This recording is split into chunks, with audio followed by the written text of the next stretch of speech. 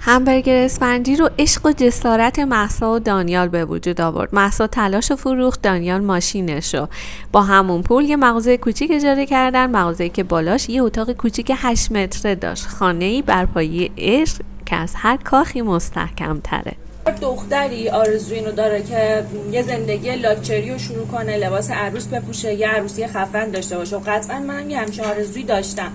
ولی وقتی که مردی کنارم دیدم لیاقتش داره، ارزشش داره که من زندگیمو این شکلی شروع کنم، ولی مطمئنم خدا یه روزی برای من یه جوری میچینه که میتونم بهترین عروسی رو واسه خودم بگیرم، بهترین خونه رو بگیریم. یعنی اصلا پشیمون نیستم از این کاری که کردم، چون با عشق زندگیمو شروع کردم و این عشق رو به هزاران پول اصلا نمیفروشم. خیلی برای من این عشق مهمتر از مثلا پول و اینجور چیزاه. و اینکه منتظر اون روز باشید که خفن ترین عروسی ایرانو من و دانیال میگیریم و همه میبینه.